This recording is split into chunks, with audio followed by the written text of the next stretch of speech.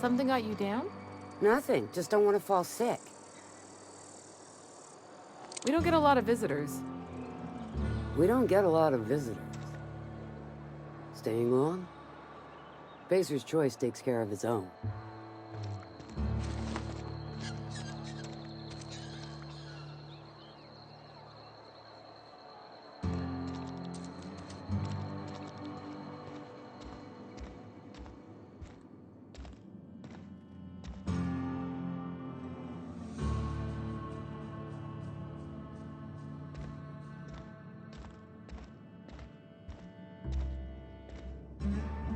Work fortifies the spirit. Talking to the good vicar always lifts up my spirits.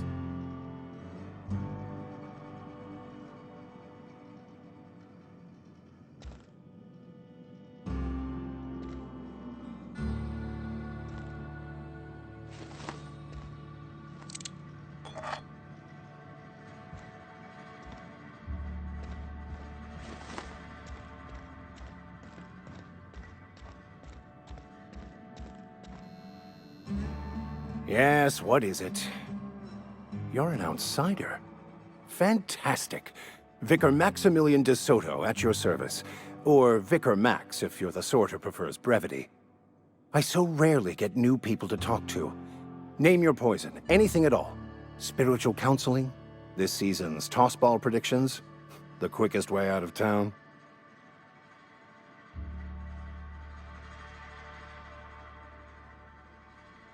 Mechanical tomfoolery is well out of my purview.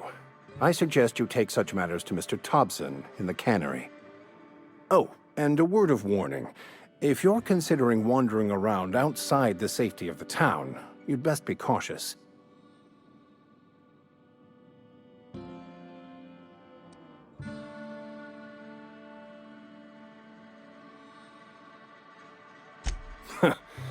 The marauders I met when I ventured outside the walls might agree with you. Bastards snuck up on me while I was dutifully hunting for a banned book in a collector's library. Barely escaped with my life. But you see, one of the reasons I transferred here was to get my hands on that heretical text. If you managed to acquire it for me, I'd pay quite a handsome sum for the book.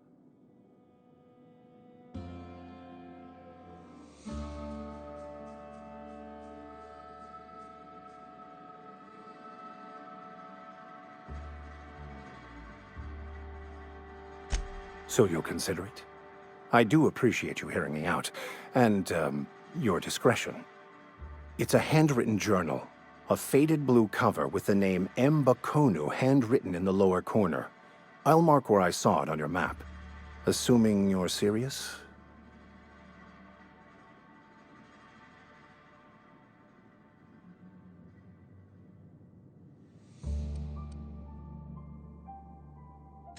What?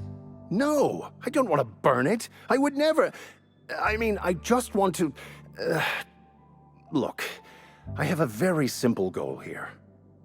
I just want to keep the writing out of layman's hands. It wouldn't do for such information to fall into public consumption.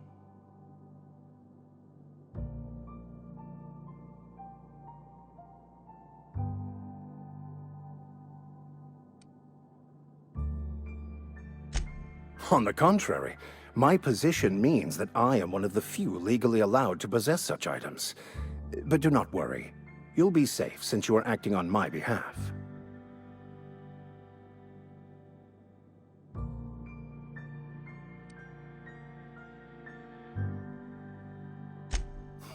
I can assure you, you won't find another willing to risk imprisonment to possess this book, nor anyone willing to pay the price I can offer.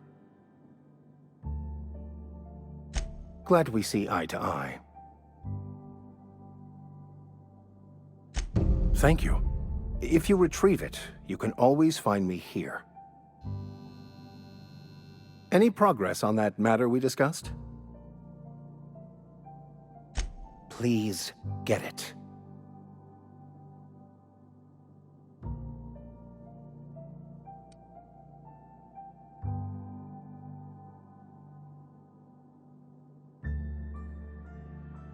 What would you like to discuss?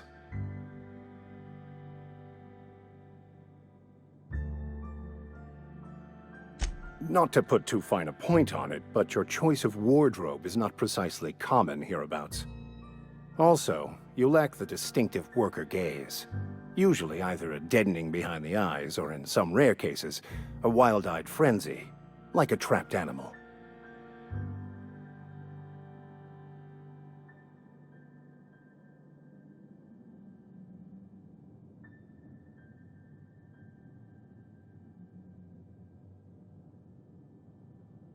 Oh, nothing could be further from the truth.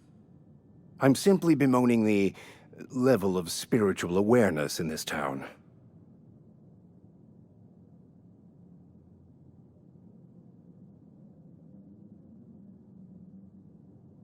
Yes, but there are few who hear me in this miserable place. I must double my efforts to elevate my flock. These are good, hard-working people here.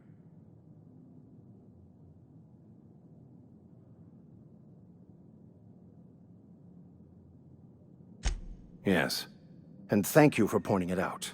It is wrong of me to succumb to distress. This place could be so much more, and I will continue in my quest to make it so. They who are not satisfied with their work are satisfied with nothing. No. How about, work fortifies the spirit. True exhaustion awaits idle hands.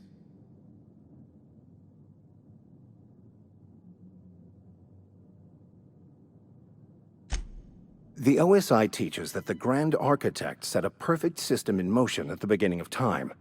Contentment is found by accepting one's role in that grand plan.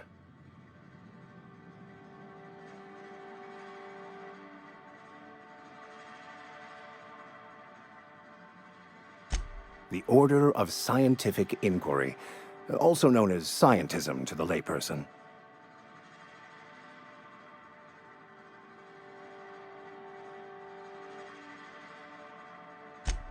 You don't talk to the Grand Architect. Once the universe was set in motion, it stepped back. It has no concern for us.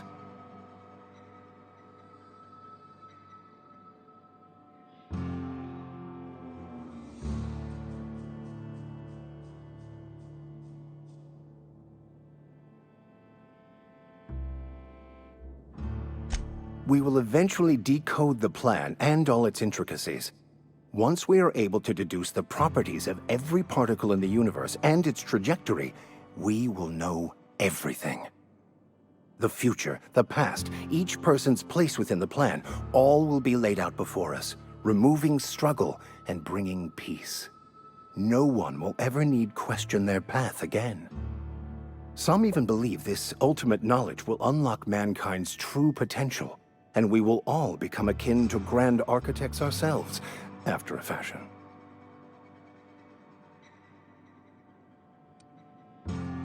Well, first there's the matter of the secret blood rites and animal sacrifices. I'm kidding. Seriously, though, to truly understand the metaphysics involved takes years of study and contemplation.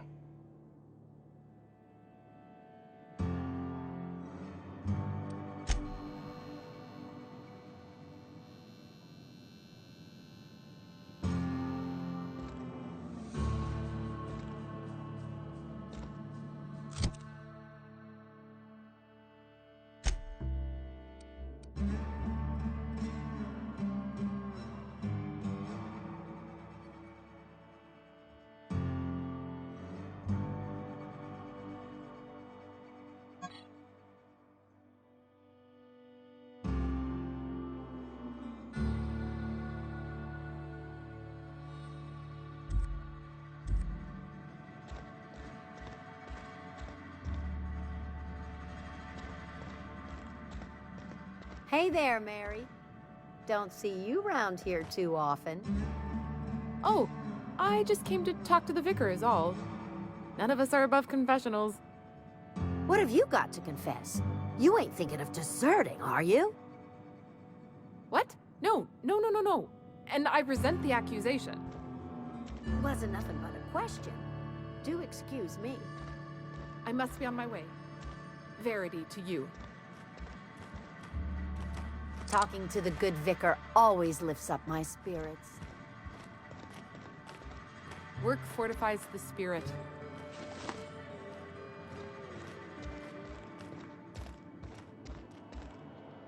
Move along. Move along. Work fortifies the spirit.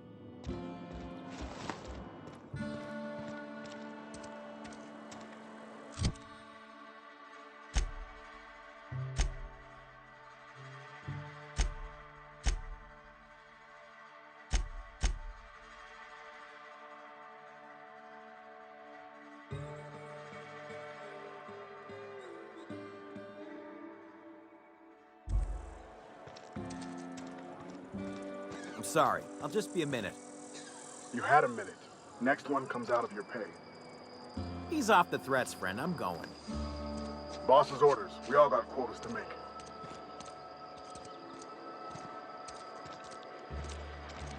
Don't make me report you to Mr. Thompson.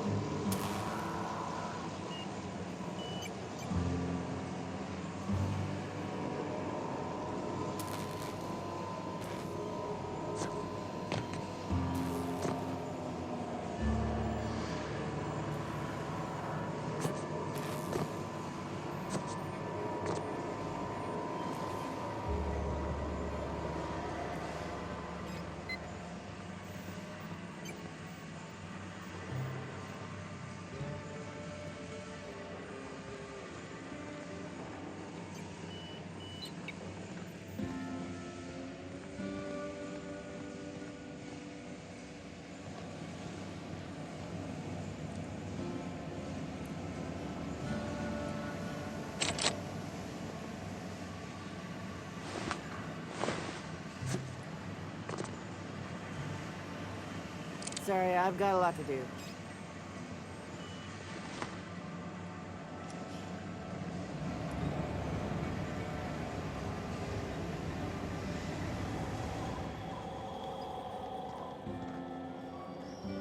Huh?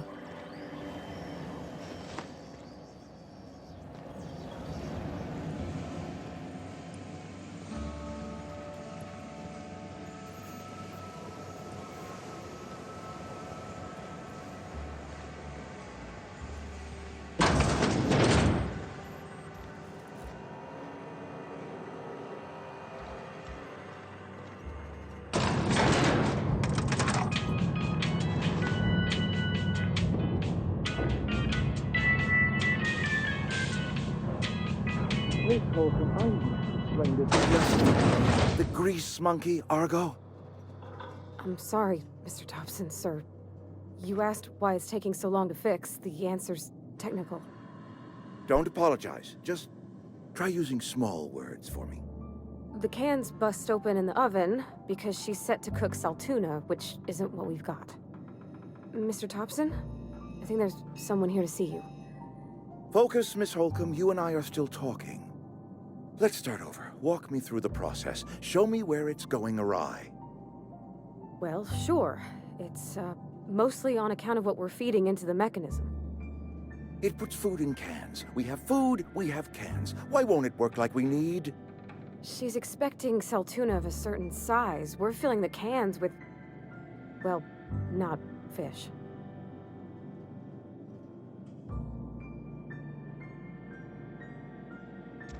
Seems we've got a guest. Really now, Parvati, I do wish you'd spoken up. I do apologize. I was given no forewarning of your arrival, or I might have welcomed you at the gates myself.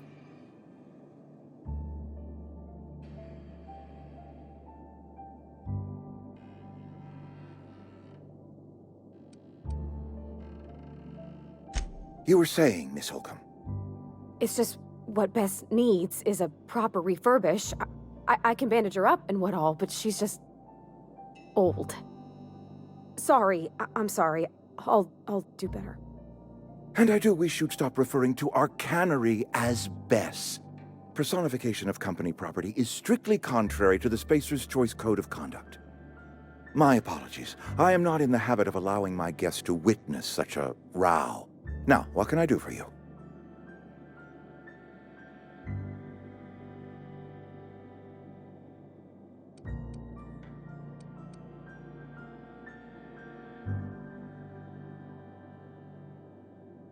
I'm Reed Thompson, Outpost Administrator. I cannot help but notice you are not in uniform.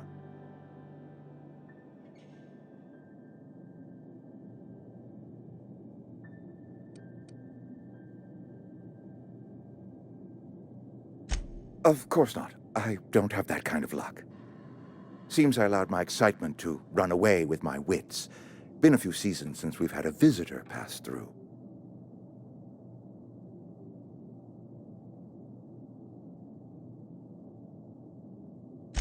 Only regulator we got is hooked up to the town transformer. Mr. Thompson ain't liable to be keen on dismantling it. I beg your pardon. I am most emphatically not keen on any such thing. I can't let you have our power regulator. But I happen to know of another one, and I happen to know exactly how you may retrieve it without frying yourself in the process.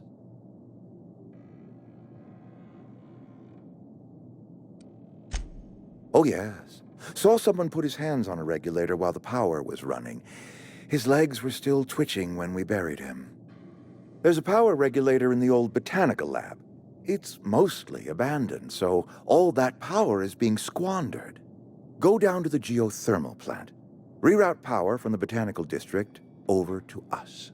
Once their power's shut down, you can have their regulator and be along on your way.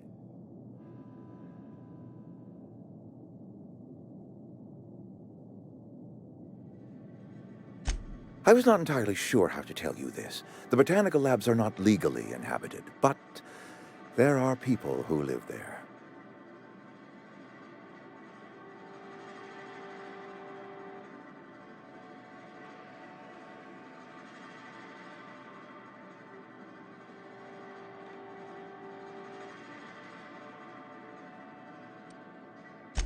I am not trying to pull one over on you, friend.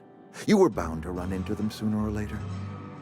The people living in the botanical labs, they're deserters, former workers. I need them back at their posts. I need them to come home.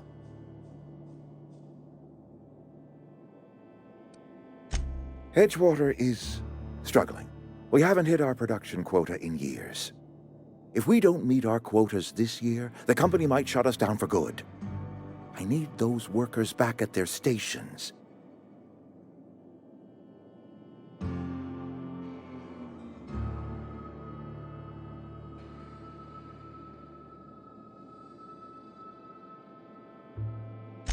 My hope is that by cutting off their power, you will convince those deserters to come back to town. Before you go to the plant, I want you to stop by the botanical lab. Speak to their leader, Adelaide. Tell her the power's about to go, and that it's time her band of deserters came back to town.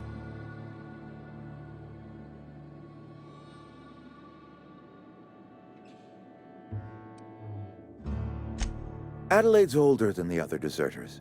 She's dignified, kindly. From what I understand, her camp looks to her for leadership.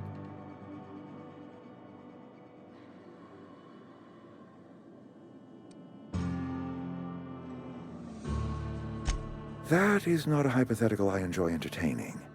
We need Adelaide back. Nonetheless, I will settle for the return of her followers. We belong to one community, the Spacer's Choice family. If we dissolve into factions, then we will all perish separately. Adelaide will understand that.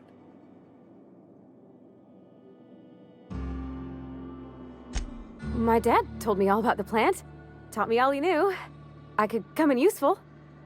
I mean, if that's all right with you, Mr. Thompson. Sir. I hesitate to part ways with Miss Holcomb, but I cannot deny that she is talented and may prove useful to you. You will need an administrative passcode in order to enter the plant. I am trusting you with mine, and trusting Miss Holcomb to guide you if you'd like. Great! I got my wrenches and diagnosticators and hairpins and engine tape, so I'm all set. Well, I am glad to hear that. Best of luck to you, and thank you again for your help.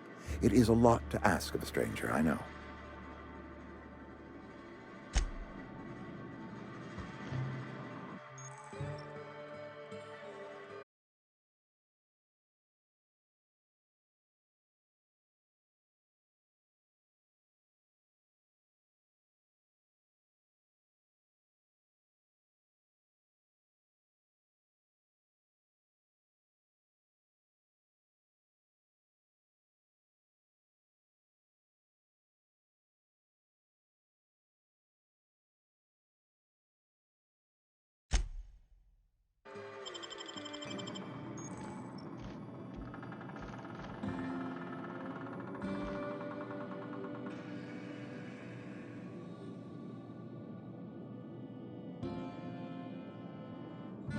We better clear out of Mr. Thompson's office before we talk.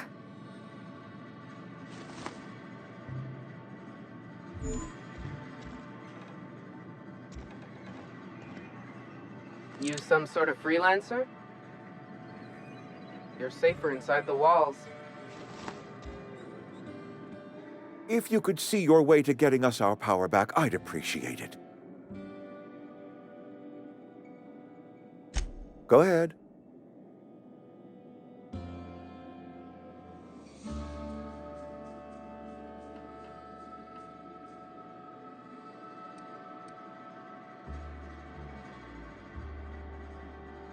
Adelaide was our only flavor specialist. We are a Saltuna canning institution. Saltuna without flavor is like a cysty pig without tumors, borderline inedible.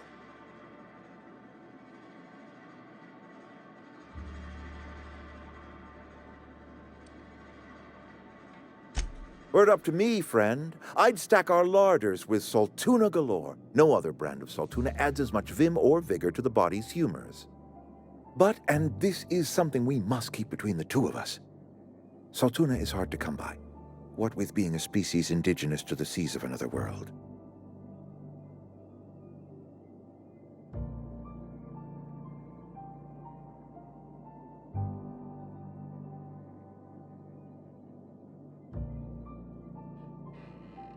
Oh, we've scavenged together some organic material from the surrounding environs. Mostly organic, mostly local mushrooms. Some of which possess a texture akin to a well-boiled slab of Saltuna. The difference is all but impossible to detect to any but the prissiest of palate. Go ahead.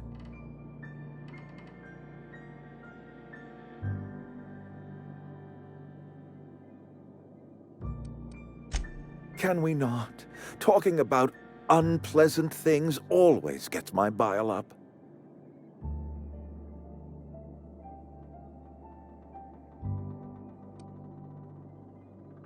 That I cannot say. There was no moment when the plagues began. Disease always lurks on the fringes of society, waiting to infect the idle and the lethargic.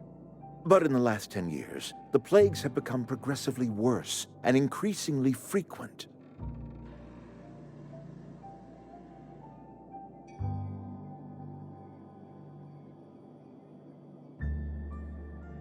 Corporate doesn't like us using the word should. It encourages the imagination. I believe plague is a test. It is a test of our loyalty and our fortitude, and it is one we will see through to the end.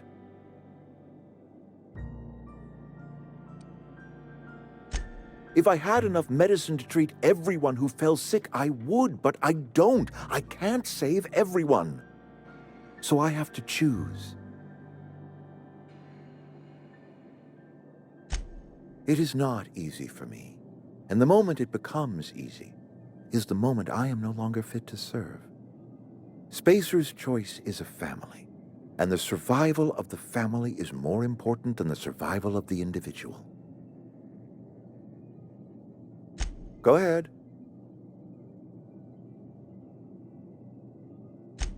It is my job to keep 2 eyes on my town. I am the steward of this place, and this is my watch post.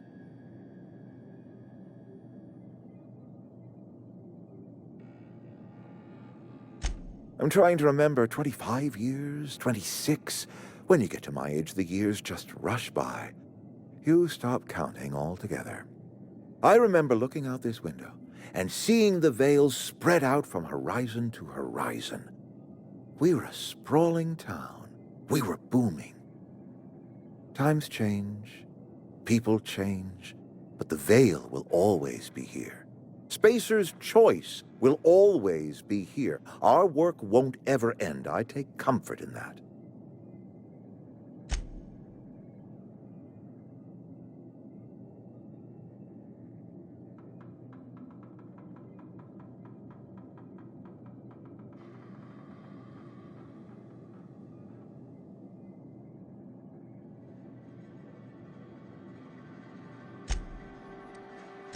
I wish you wouldn't say things like that.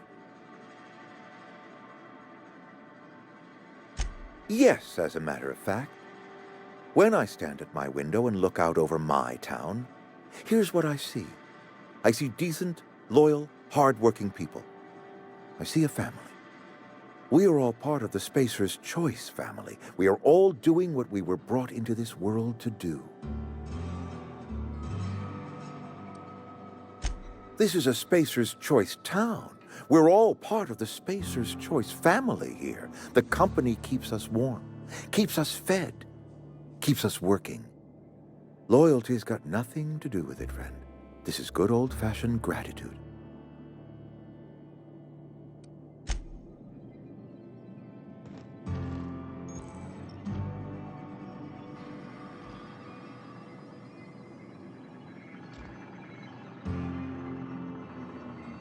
You're safer inside the walls. Don't make me report you to Mr. Thompson.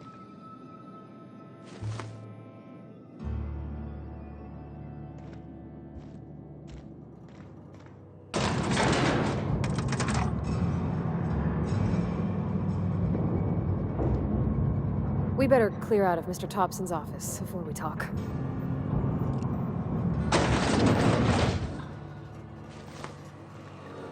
Hey, mister, can we talk?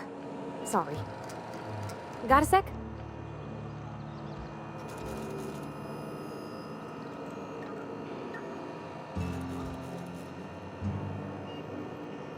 Sorry. You just want to get out of here. And you likely don't want to tag along like me. It's just, Mr. Thompson has his own view on matters, on account of it's his job and what all, but that's not the only side of the tale.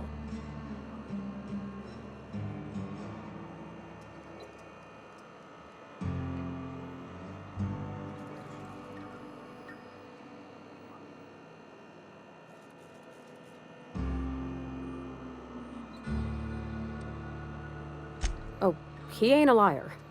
He believes every word he says. It's just, he doesn't always get where other folk are talking from. To Mr. Thompson, a person's a gear. It does its job quiet-like. If it squeaks or stutters, it gets replaced. The deserters are decent folk. I knew some of them before they left.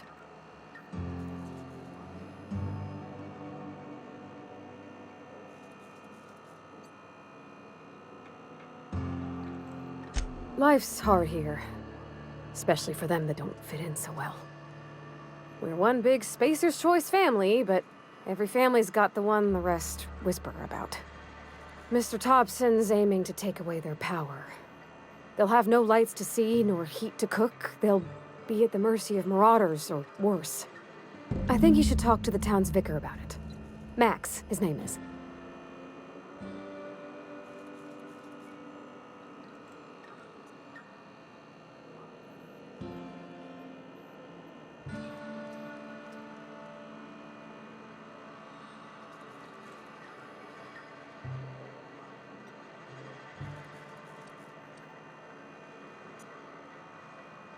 books are for rich folk. I wonder what he wants with something like that.